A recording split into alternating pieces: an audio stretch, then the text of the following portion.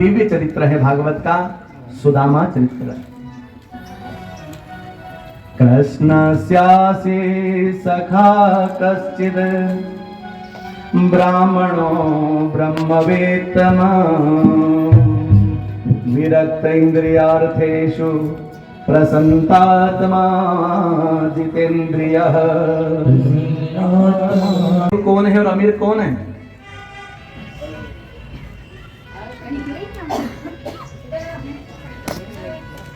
जो भगवान का भजन नहीं करता है वो गरीब है, और जो भगवान को याद करता है वो संपन्न है।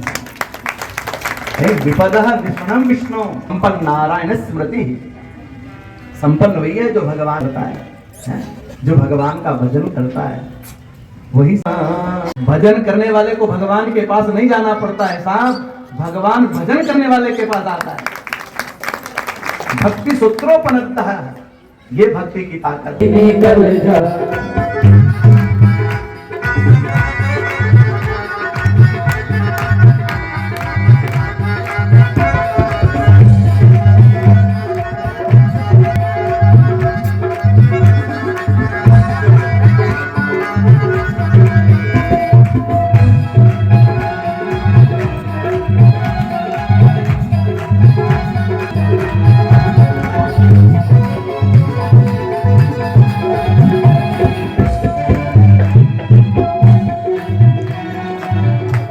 सुदामा, एक दिन सुदामा की पत्नी ने कहा कि आप द्वारिका जाओ।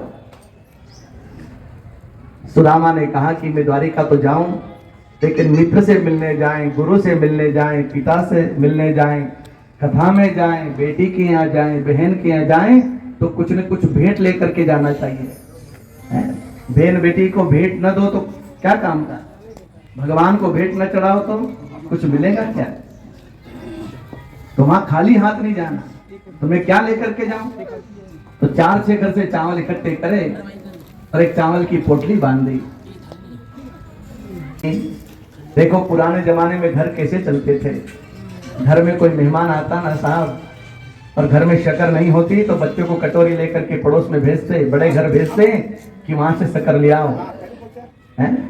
तेल नहीं होता तो तेल मंगा लेते बड़े घर से, वहां से ले आओ, हमारे घर आएगा तो दे देंगे।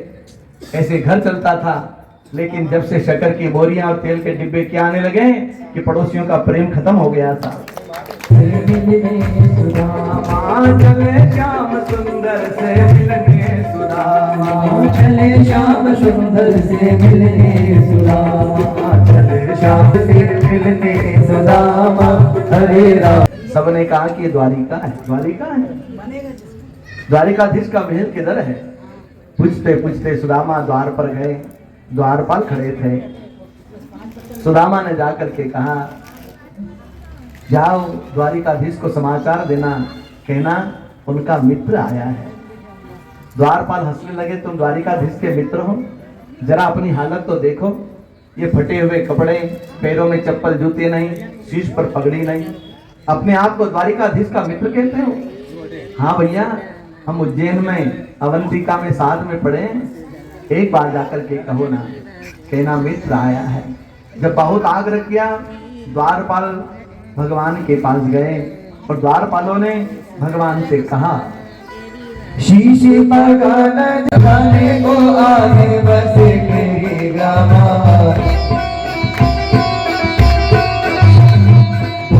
फटी सी लगी रूपटी अरूपाय उपाहन की नहीं सामा, फटी सी लगी रूपटी अरूपाय उपाहन की नहीं सामा।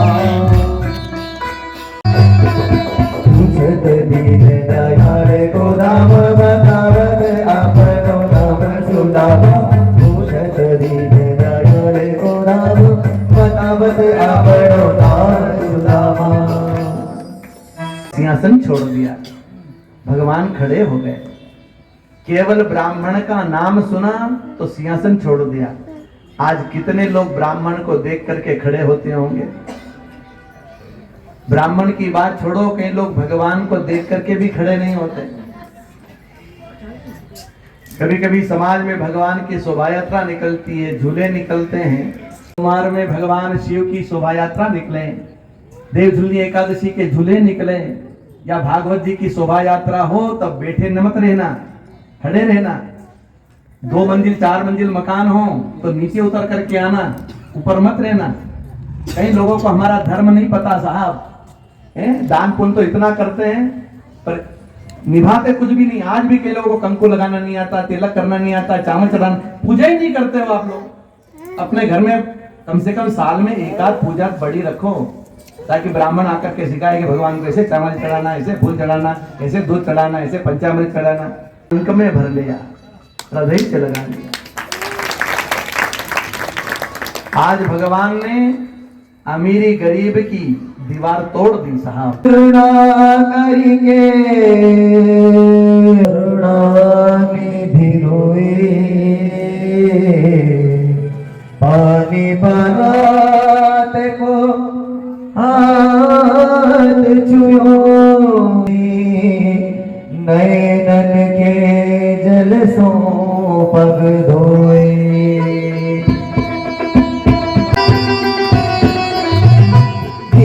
सुदामा की दीन दशा करुणा करिके कर रोए, पानी परात को हर छुयो नहीं, नैनन के जल सो पग धोए।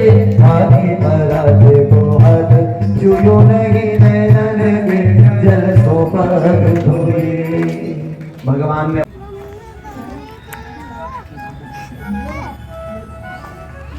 गुरुदेव कोई भी तो भगवान ने चावल की पोटली छुड़ा ली,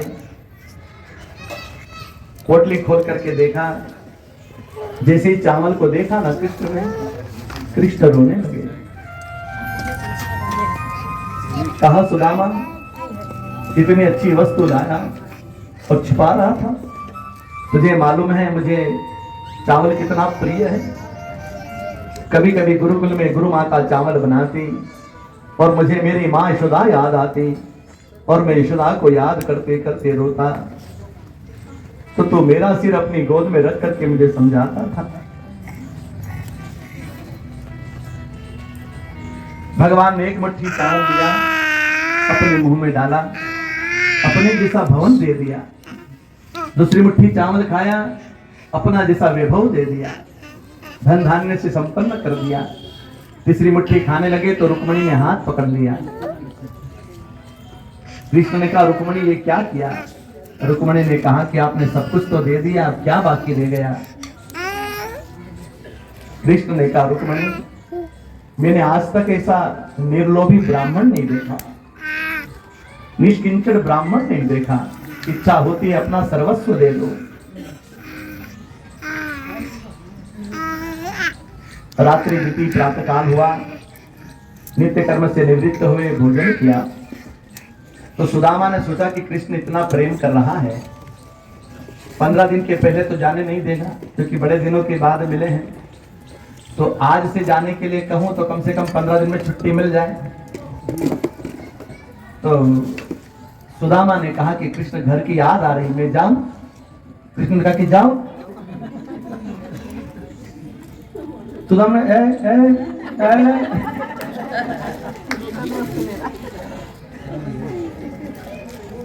सुदामा को लगा कि शायद कृष्ण को ध्यान नहीं रहा होगा क्योंकि राजा है और राजा का मन तो सर्वत्र रहता है, न जाने किस काम में होगा। एक बार फिर पूछूं। सुदामा ने कहा कि कृष्ण घर जाऊं? कृष्ण जाऊं? मैंने कहा, इसने भी कहा कि जाओ। देखो अपने घर से कोई जाता तो हम नहीं कहते कि जाओ, फिर कृष्ण ने क्यों कहा कि जाओ? इसलिए कहा कि सुदामा ने जब से घर छोड़ा है तब से उनकी पत्नी ने कुछ नहीं खाया है। अगर 15 दिन यहाँ रहे तो उधर नुक्ता घाटा हो जाए।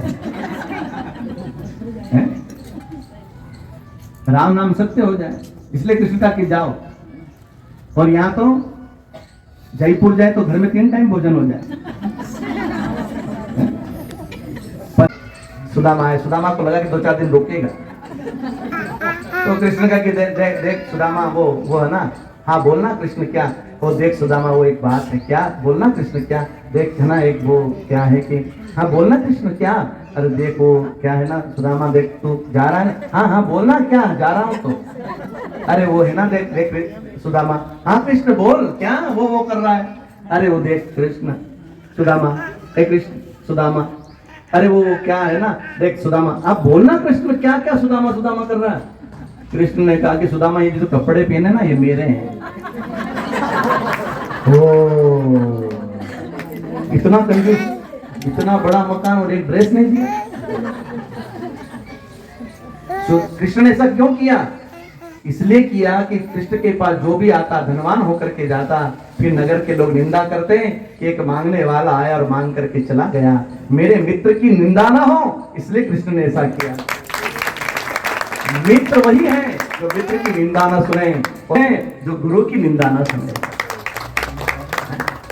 कि किसी सेठ ने भवन बना लिया है, आंख में अश्रु आ गए, उसी समय पत्नी आई सुशीला, उसने प्रणाम किया तो इतने आभूषण इतना श्रृंगार किया था कि पहचाना नहीं अपनी पत्नी को। पूछा देवी तुम कौन? पत्नी ने कहा कि मैं ओ बचुए के पापा। कोई इच्छा नहीं है, बस कंस ने मेरे 6 पुत्रों का नाश कर दिया, तो उनका दर्शन करा दे।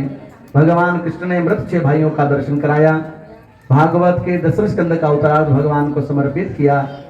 11 स्कंद की कथा प्रारंभ होती है। पिंडारक तीर्थ हैं, बड़े बड़े संत पधारे, यादव कुमारों के मन में आए कि चलो संतों का मजाक उड़ाएं। भगवत भक्त संतों का कभी मजाक नहीं उड़ाना। जामवती सुत सांब को साड़ी पहनाई, गर्भवती स्त्री का रूप बना करके गए। पूछा महाराज इसको लड़का होगा या लड़की होगी? संत तो जानते थे, उन्होंने कहा कि इसको मुसल होगा और मुसल से यादव कुल का नाश हो जाएगा।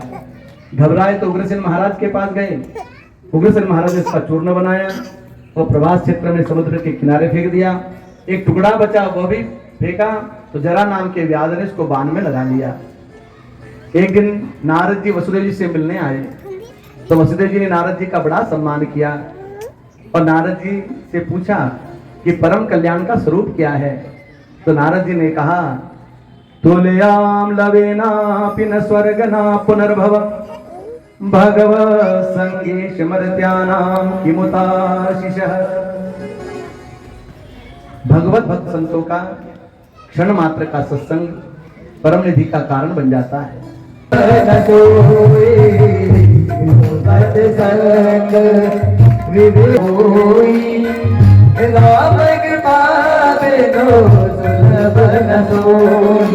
सात स्वर्ग अपवर्ग सुख धैर्य तुलायक तूलन ताही सकल मिली जो सुख नव सत्संग।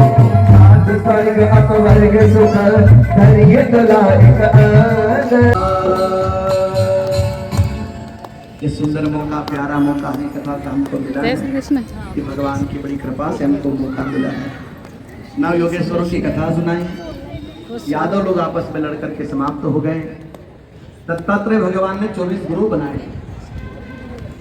शिक्षा गुरु अनेक हो सकते हैं पर दीक्षा गुरु एक होता है।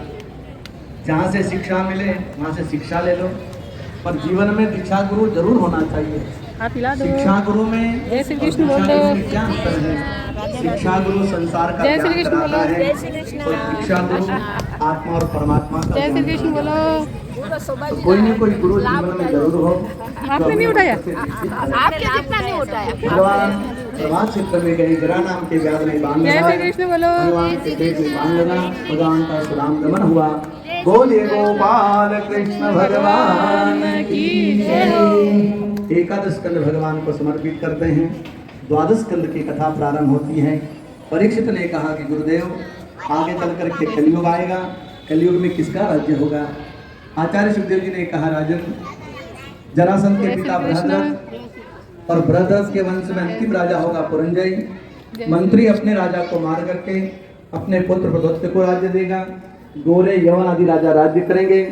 कलयुग के छलिया सिया राम सिया राम जय जय राम, सिया राम सिया राम जय जय राम।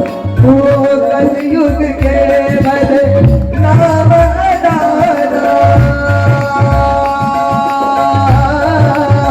सुबेरे सुबेरे नजर उतर रग पारा राम सिया राम सिया राम जय जय राम राम सिया राम जय जय राम सिया राम जय जय राम। कलयुग का एक बड़ा लाभ है, सतयुग में 10,000 वर्ष की तपस्या का जो पुण्य फल होता है जाएगा, न बाप बेटे का होगा, न बेटा बाप का होगा, न मंदिर का शिखर होगा, न मस्जिद की बिना होगी, आखिर एक दिन सब कुछ फना होगा साहब, सब चला जाएगा।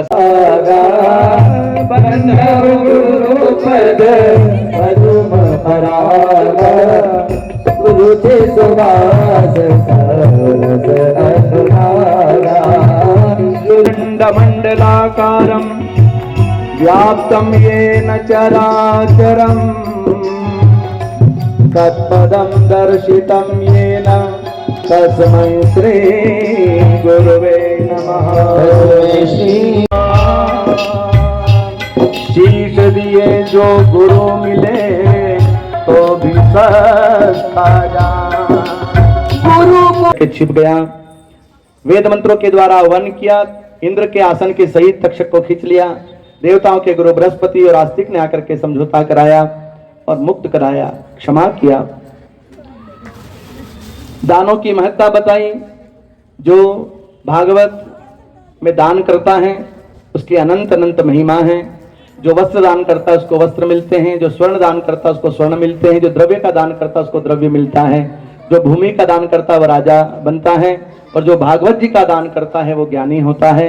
ऐसे दानों की महत्ता बता करके भागवत का अंतिम श्लोक, नाम संकीर्तनम यस्य सर्व पाप प्रणाशनम प्रणामो दुख समनस्तम नमामि हरिम परम। जिनका नाम, जिनका संकीर्तन सारे पाते हैं, ऐसे भगवान श्री हरि को हम प्रणाम करते हैं। भागवत की पूर्णता के लिए गीता जी का पाठ होता है, आप हम का श्रवण करेंगे। जो जहां बैठा है वहीं बैठा रहे, आंख बंद कर लें और अपने हृदय में परमात्मा का दर्शन करें। मैं आज आप पति पत्नी दोनों करें, बच्चे करें, सबको सिखाइए, साथ धर्म से जोड़िए। हमारे सनातन भगवान की कथा को समर्पित करते हैं। कथा की पूर्णता के बाद भागवत पूजन की हमारी परंपरा है, आप हम सब उसका निर्वाह करेंगे। करुणा दिखलाओ तुम, करुणानिधि नाम तेरा, करुणा दिख